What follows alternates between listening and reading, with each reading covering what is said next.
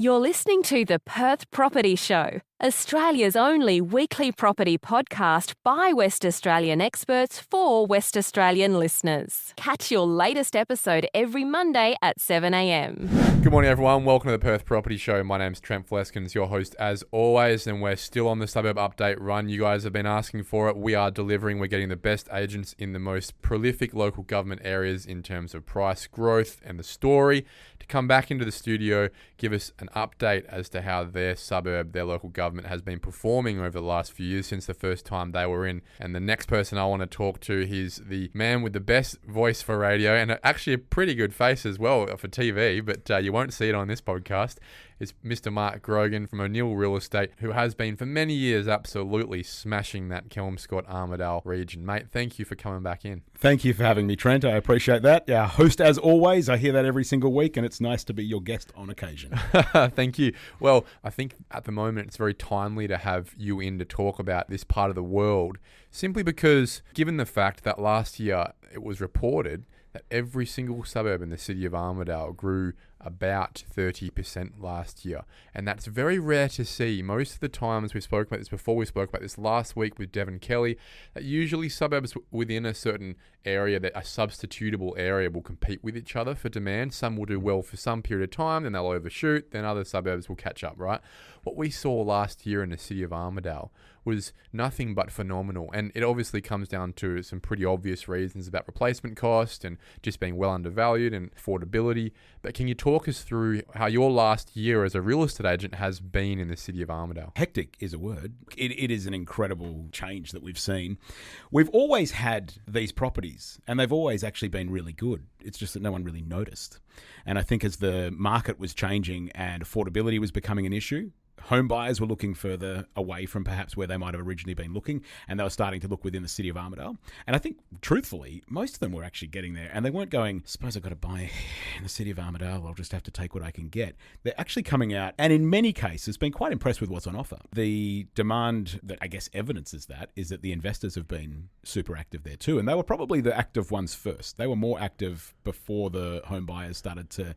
Well, the rental yield in the City of Armadale is probably the best rental yield in the country. When you think about how cheap the houses are, they're still solid brick homes, most of them. And as the median rent has increased in Perth from $350 to $600 a week now, the rental yields are insane. Last year, the statistics show we had a 35% increase in rental growth in the suburb of Kelmscott. I mean, that's insanity when we think about that. We're talking about prices going from $400 to $550 in the space of a year.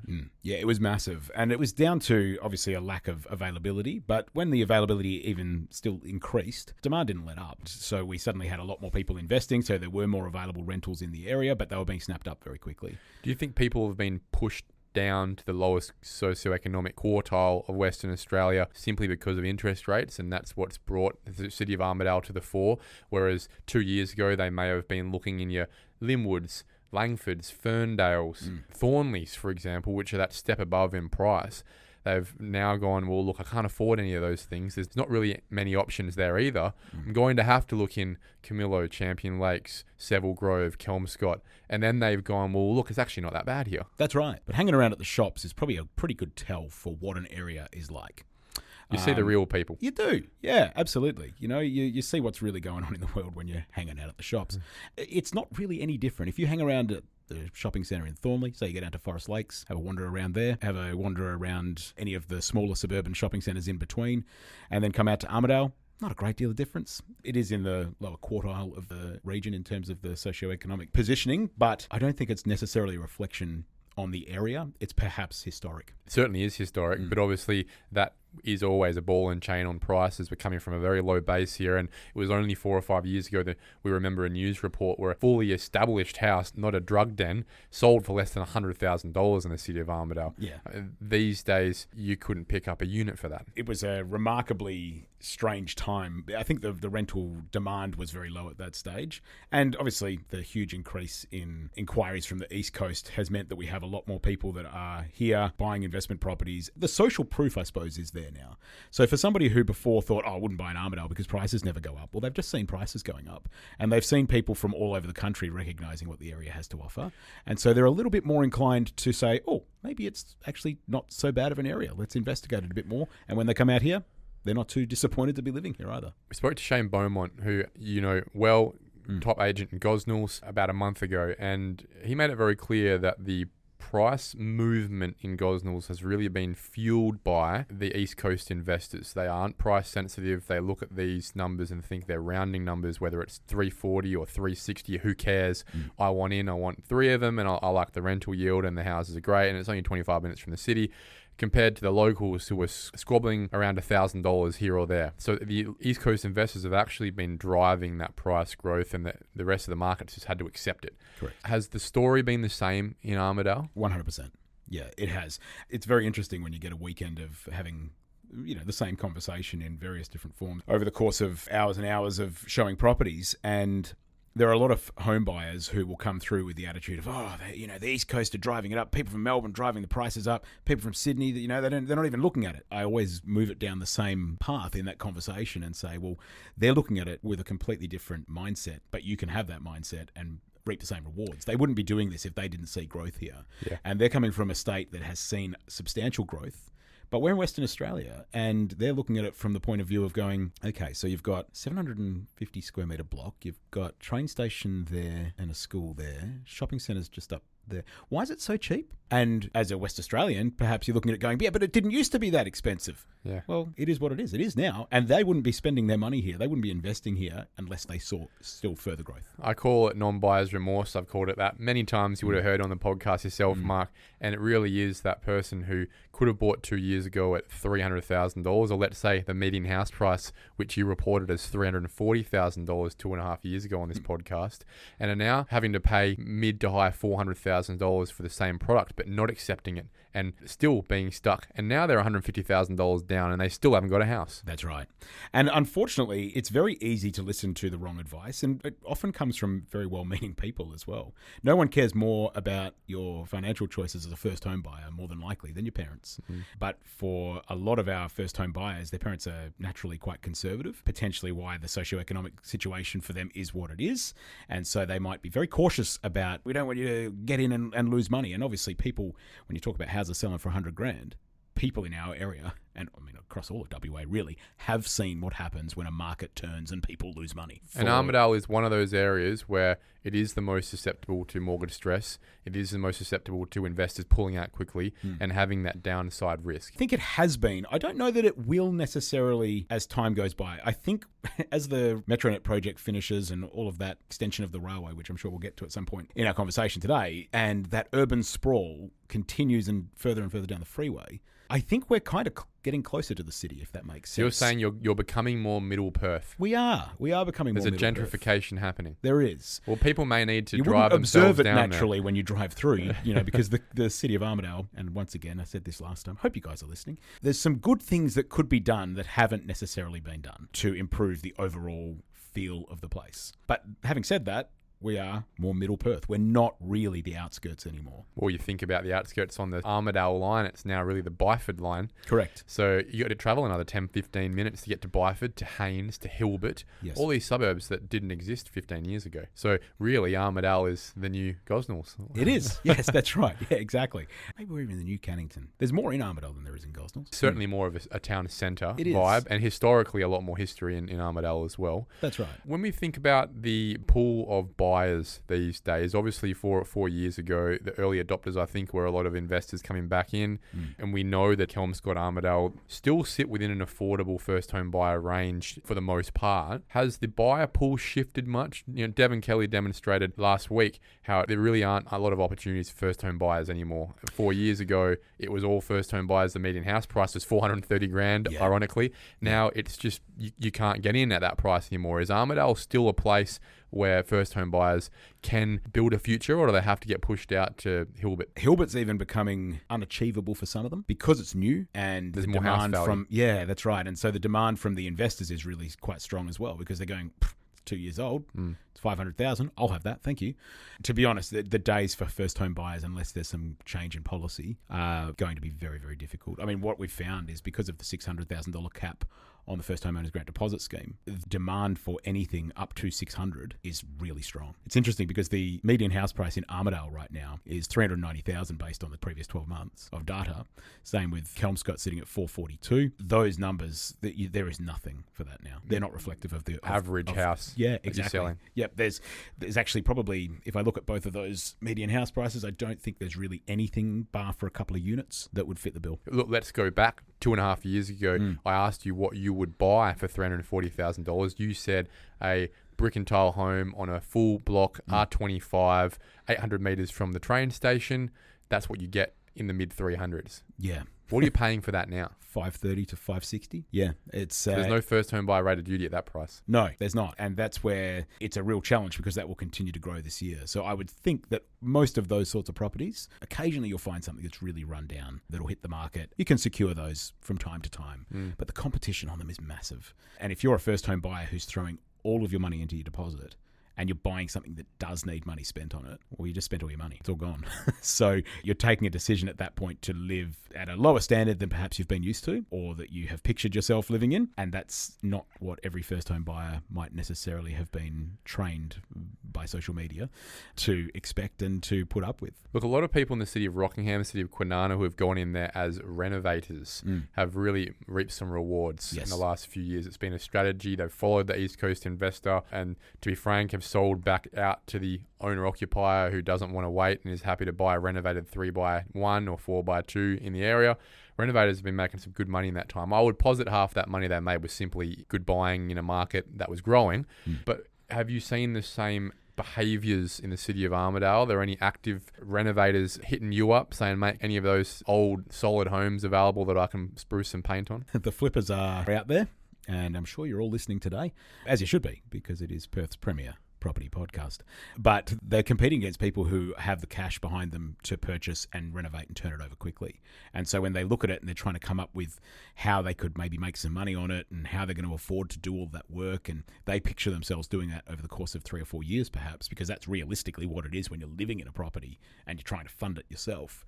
But there's a lot of property flippers out there that are searching as well, and they'll very often pay reasonable money for a property and they'll come in over the top. Well, these are the people that are coming from Rockingham and Kwinana, I think. That's right. It's the same strategy. Yes. And they're making $1. They are, absolutely. I mean, in many cases, even if they just sat on it for 3 months and cleaned it without even really doing a full renovation, they do okay. Yeah, that is the argument I've been making for a while now, is that renovation really only works in a market that's looking after itself in the first place. That's right. It is all about good buying, a bit of a spruce, and then getting it back on the market. Development, it is a fact that the price point is still, in my opinion, below replacement value around the area.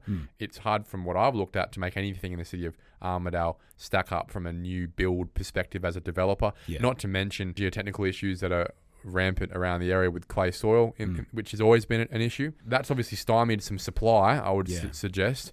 Have we seen anyone coming on, any developers talking to you saying, what do you reckon we can get? Anyone coming to market? They are starting to look, and they are starting to work through the idea that eventually, surely you'll be able to build in this state in a reasonable time frame for an okay price. Now, it might be a little while, but I don't think the price is changing. I think it will just be relative to the established market price. Correct, yes. And yeah, it becomes a reasonable price, I suppose, obviously, as the market increases. But it's interesting. I've got a development that's coming on in a couple of weeks. It's nearly complete. I'll be selling 8 units for this guy. And he has held this block for a long time. He held it when the market was in a very tough place, considered selling it at the time. There was not a bit of interest in it at that stage. And he had an offer on them as house and land packages, survey strata development. And he had an offer for a house and land package build. He's the builder as well, doing the build through his development company. The offers came in at, I think it was $275 per unit. And he strongly considered He couldn't even build them for that. No, but he strongly considered it because he could turn them over as the builder himself. He could probably have, made it work to at least get out of that block. So he would have been building to get out of the block. In the end, the guy who was talking about that offer, actually, I think I don't want to do this. I'll leave it. We'll be listing those in a couple of weeks, and we'll be on in the high 4s. Yeah, wow. So he could have done very well out of it, but he didn't. Instead, the developer's doing very well out of it because this is a far superior outcome from what he was originally expecting. Sounds like things are moving. Those prices of high 400s look, 3 or 4 years ago, you were expecting high 400s in Greenwood, Craigie, these sort of areas, right? And now we're in Armadale at that price point. In the south side, it'd probably be Hilton you'd have to go to be getting that sort of price point. So That's right. all the way out in at the back of the train line in Armadale, you're now getting those prices. However, construction costs have increased. We're paying about $300,000 per unit now just to build them. For someone who's buying that new development block and paying some premium numbers for it, I would struggle to see it still stacking up at this point in time, which again will stymie supply and demand still ensues. Yeah, it does. And I think there's going to be this ongoing issue that if it doesn't make sense at today's numbers, but it might make sense in 18 months, we've still got to commit today in order for it to be there in 18 months. Yeah. And it's going to continue, I guess, to, in many ways, keep those prices where they are currently or above. And that is, for me, if you're looking at that as a small-scale developer and that is your strategy of hoping things go up and building in an extra 10% per unit over the next 18 months as the development occurs, you may as well just go and buy a property at the total value of the project and let that grow by 10% and not take the risk of the development in the first place. So the logic there doesn't stack up for me, but people will be enticed by the carrot at the end of the day. And it is important to note that whilst I don't believe the market is going to turn anytime soon at all, it can't. There is no way it can turn anytime soon. Yes. At one point in time, the music will stop, and it's those people with a feasibility that says 5% today and 15% in a year and a half when you add growth that will be caught going the other way. Don't be that person to everyone listening. However, do I think that's anytime soon? No, I don't. Look, it's the middle of February. It's the hottest part of the year, both in temperature and market, to be frank, in Western Australia for everyone listening interstate or internationally. And you're selling every day of the week, over 100 and something properties every year for many years now, Mark. Can you give us some recent anecdotes and even some stories over the weekend? Every weekend has something interesting going on. I don't have too many cases where a property is not seeing competing offers. Certainly anything sub $600,000, there is always competing offers. What we're finding now is that buyers they're just more open to options. And so whereas before we might have had a buyer that was like, oh, I would never look at a unit, I don't want strata, not interested. They're now going, show us what you got. And we'll hit a property on the market on a Tuesday. And by the time we get to the weekend, I do most properties by appointment rather than just a home open. And it actually allows us to get a better feel for who the buyers are and what the situation is. Because if you do a home open at the moment, you can have a home open advertised for 10 o'clock. At 9 o'clock, cars are starting to line up in the street. You got 45, 50 groups of people coming through in about 90 seconds because they're all there. They all want to be there at the start. They all march through the property. So you don't actually get to have too many conversations with buyers. Sounds like a lot of vacuuming required. Oh, at the end of that, mate, I can tell you. Especially, it is a little dry out there at the moment. Yeah, the Dyson comes out. Yeah, exactly. That's right. The dry grass and sand track through a house. One of the main things that we're seeing when we talk to people now is that they are super aware of what's on the market. So there's an acceptance here. We've spoken over the last few weeks about that emotional journey in the cycle of despair, of frustration, a lack of acceptance, and then finally acceptance. And this occurs at different times in different suburbs. Are you suggesting that there is an acceptance in Armadale about the prices, or do you still have a lot of people coming back saying the price will drop soon, I'll wait? Because most of the investors are East Coast, these conversations are had on the phone, and they're seeing it via video walkthrough. So clear acceptance. So they're definitely accepting of prices being where they are, or they wouldn't have inquired. Whereas when we're dealing with a home buyer, it'll often be that they come through, they're on board, they'll come through with dad, and dad's got an opinion, and dad's just in shock that this is the sort of prices that they're paying for a house. So I think it's people that are not active buyers themselves and are not sitting on realestate.com or REWA on a regular basis, and they're the ones going, oh, what's this price? I mean, this is a unit for $450,000. Are you serious? And yeah, I'll get 5 offers tonight. Yeah, exactly. And so they initially come in perhaps with that idea, or they might come in with a low offer thinking that they'll get a counter offer, and they won't necessarily get a counter offer because if the owner's looking at 5, 6, in one case recently, 28 offers that were above them, they didn't need to have that conversation. So they end up maybe a little bit surprised at first that they missed out, or that they didn't even really get a great deal. They weren't even close. And so what would maybe happen in this market for a buyer's journey, as a home buyer that is, would be that probably a lot of the people listening here are investors, but this is what's happening on the other side of the aisle, and that is that somebody will look at a property, they'll go, yeah, we'll put an offer in on that, and they'll maybe come in at asking price, or they might come in slightly above, but then they'll miss out by a long shot. Yeah. And so the next time round, they're it's kind of hard, like, because you, especially as a home buyer. It's like counting jelly beans when it comes to that. At the end of the day, the price you've listed is $450.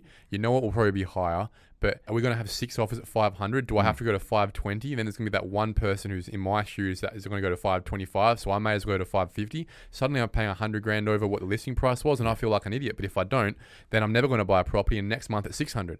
That's what's going through people's and that heads right journey now, sort of takes 4 point. or 5 offers that they might make. Acceptance. So exactly. They go in with their first one a little bit over. Next one, okay, we'll go in a little bit more than that. And then the third one, it's hard because like they're emotionally invested. Yeah, like, the frustration, they've walked through this house exhaustion. and gone, they've pictured themselves living there. Yeah. Okay, well, this time I don't want to have that feeling again. And so this time they might come in with a really So then you get to that question. Every time, I'm sure you've asked this question 1,000 times in the last couple of years. What's the price that you go to where if it was $1 more, you'd be okay with letting it go? That must be your offer price. That didn't used to be the story a few years ago. That is the sentence that we're uttering dozens of times in a week. Look, for all the stories of people going, that's hard. That's really hard market to be in. There's people who made that decision 3 months ago that are laughing now. Because they're just I'm so glad I did go in like that with that really strong offer because the market has picked up so much. Well, they probably have their stamp duty back already. Yeah, absolutely. Yep, they would do. And it's hard to jump in, but once you've jumped, you're in now, so you're okay. So right now, if you're listing a property at $450, what's it selling for? We'll never list it at a price that is like ridiculously too attractive and it's not something the seller would even consider or anything like it. It has to be within reason. But what can be within reason? Literally from the time we list a property, they go, we want to do a few things around the place first. We'll get ready and we'll be on the market in 3 weeks' time. By the time we're ready to go to market, it's probably a different price. So we'll often adjust at that point so that it's still attractively priced property, but we also want to make sure that we're not so far behind reality. Because whatever's showing up on RP data is evidence from 8 weeks ago, basically irrelevant. It's not relevant data anymore because in that time, 3 other properties have sold for $50,000 more than that. That's why that median house price of $390 in Armadale is ridiculously inaccurate and it's such irrelevant information. But I've seen this at every price point, Mark, in the last year and especially in the last 6 months. Let's go up another price point at 1.5 mil. The feedback to all the people coming through the first time open, I think it'll be between 1.5, 1.55 on the Saturday morning. By Sunday night, she's got 14 offers and it's gone for 1.65. Yeah. And the seller's ecstatic. The selling agent's thinking, Jesus, I wouldn't have paid that. Genuinely. The buyer's ecstatic because they finally got a house after 4 or 5 offers or 2 or 3 years sometimes. Everyone else is pissed off because they didn't get the chance. And it's like, well, mate, you could have put an offer in at 1.65. You decided not to. Yeah. And now the market data is 1.65 for a house that 4 years ago was probably 1.1. It's an interesting time, even with properties that, because people see the data now so quickly. We had one that was sold recently. The owner had purchased it for $420,000. They had done a renovation on that property and it ended up selling for $650,000. It doesn't show on RP data, obviously, how much they spent on their renovation or the process and the blood, sweat and tears that they had to invest in doing that. But this information that's online is so irrelevant in many cases now. Well, the market really changed. is just on that property. What price is is $1 more than the second person? And again, it goes down to nearly counting jelly beans in a jar because no one knows what that price is going to be, not even you anymore. No, we don't. Yep, that's right. One piece of advice, if you could give to the 20 buyers who are probably calling you today for the properties you've got listed, what is that best piece of advice you can give for all 20 to buy their homes this week? If you're a home buyer, even if you're a West Australian investor, do what the East Coast do when it comes to pre-approvals. And there's a lot of finance brokers out there who I think when a buyer wants to get a pre-approval, there's a lot of work involved in doing the application and getting them to the point of conditional approval. So they'll say, look, just go out and find a property and then we'll submit it to the bank. Whereas on the East Coast, most of these buyers that come with a conditional approval, it's a legitimate conditional approval. There is nothing standing in the way of it other than a valuation. And so they'll get their approval formally within 2 to 3 days sometimes. Whereas when a buyer from Perth says, yeah, I'm pre-approved, I mean, half the time it can mean that they've done a phone conversation with a broker and they don't have anything in writing. They've got nothing to put forward. So be genuinely pre-approved. Be 100% ready. Otherwise, don't bother putting an offer in with Mark Grogan. That is, well, you still put it in, but you're probably not going to get it. Yeah. And if you've got a broker who's telling you that, possibly talk to another broker. Okay. Yeah, well, there it is, that one piece of advice. Make sure when you're putting an offer in on a property in the City of Armadale, you are fully pre-approved, ready to go for a price all the way up to what your offer might have to be, even if it's $100,000 over that listing price. Yeah. Be prepared to be fully pre-approved. Then it's just about best price. It is, yeah, best price and best conditions as well. We had an older fella who had been in a property for 50 odd years. Moving is an extremely difficult thing for someone to get their head around at that point. It's a huge task. So the offer that he accepted on his property was settlement in 28 days, and the buyer graciously was able to give him 90 days to vacate without paying rent. So they were allowed to start doing a few things on the property themselves in terms of work outside, but in him coming out of the house, they're giving him 90 days to vacate. Rent-free, rent back. Absolutely, yeah. And so as a buyer, if you can put those conditions forward to the agent as an option, if you think that might help, put any of those sorts of conditions forward. Offer, particularly when it's an owner-occupier's home that you're purchasing, some flexibility around the settlement timeframes. Because they're, in many cases, going, we don't know what we're going to buy. We're scared about that. That's their biggest fear. It's not even necessarily getting an extra $5,000, because that $5,000 doesn't mean anything if they can't find another house to buy. So give them some flexibility around finding a property. Let them say, well, you can settle anytime in the next 90 days at your discretion, so that if they're buying a property from someone who wants to settle immediately, well, then they can settle immediately. So giving some flexibility around those points is of huge value, in addition to making your best offer. But obviously, if you can talk to the agent and get a better understanding of what the seller's needs are, because that's what is going to, in many cases, dictate whether or not you get it. I 100% agree. You can't always get it perfect on the price, but as long as you can get within that 1 or 2% of where you think it's going to be, because there will probably be a few of those offers around there, it often will come down to settlement terms. Mark Grogan, thank you so much for your time, mate. It's been a really insightful conversation about where things are at in the City of Armadale.